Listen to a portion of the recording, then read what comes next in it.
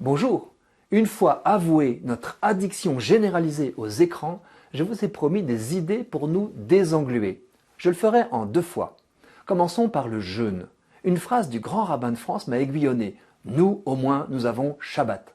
Chacun sait que les juifs religieux jeûnent de technologie tous les samedis. Pendant 25 heures, les ordinateurs, smartphones et autres téléphones mobiles sont proscrits, au même titre que la manipulation de tout appareil électrique. Daniel Nevins, rabbin rigoureux, dissuade même l'étude de la Torah sur tablette. Shabbat concerne le renforcement des frontières de l'espace et du temps, explique-t-il.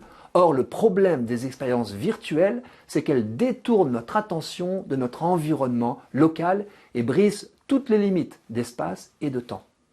Sa réflexion est riche. Revenons d'abord à l'espace le plus précieux qui nous soit donné, le fort intérieur. On y accède dans le silence, l'immobilité, la présence à soi-même, sans distraction. Conquérir ce fort intérieur et le défendre contre le bruit est un gros travail. Mais c'est à partir de l'intériorité que se construisent des relations authentiques. Les réseaux sociaux ne sont utiles que s'ils servent ces relations.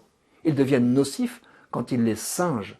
L'abus du mot ami est à ce titre révélateur. Qui viendra nous visiter sur nos lits de mort parmi les contacts de nos réseaux sociaux ? Il n'est pas nécessaire d'être religieux pour désirer un sevrage de digital, une libération. J'ai rencontré des jeunes gens stupéfaits et ravis du bénéfice immédiat d'une mise à distance, voire d'une perte de leur très cher écran. C'est comme si l'on avait écarté un morceau de fer de son aimant. Libéré de l'attraction irrépressible de la machine, il se découvrait capable de lire un livre, de converser librement sans tension, de penser, de dormir. Le jeûne de technologie nécessite-t-il un accident ? Le fréquent plongeon du smartphone dans le trône des toilettes est une expérience douloureuse mais révélatrice. Qu'est-ce qui fait mal ? Avions-nous tant besoin de ces notifications incessantes, de ces milliers de photographies qui s'entassent et que nous avons à peine le temps de trier ? Au moment de les prendre, avons-nous réalisé à quel point nous perdions l'occasion de regarder sans intermédiaire écranique la scène que nous prétendions immortaliser ? Et si nos plus belles photos étaient celles que nous avons renoncé à prendre pour mieux regarder ici et maintenant ? J'aime tout photographier, je l'avoue. J'ai pourtant en tête 2 images que je n'ai pas eu le temps de prendre en photo. Celle d'un énorme thon en plein saut, fixé sur ma rétine, il me paraît suspendu au-dessus de la mer, et celle d'une lune immense au ras d'un toit, précieux souvenir qu'aucune photographie n'a dénaturé.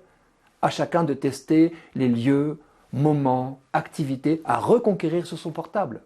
Que voudrons-nous sanctuariser ? Notre chambre à coucher ?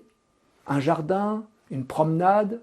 Nos repas ? Nos soirées ? Nos dimanches ?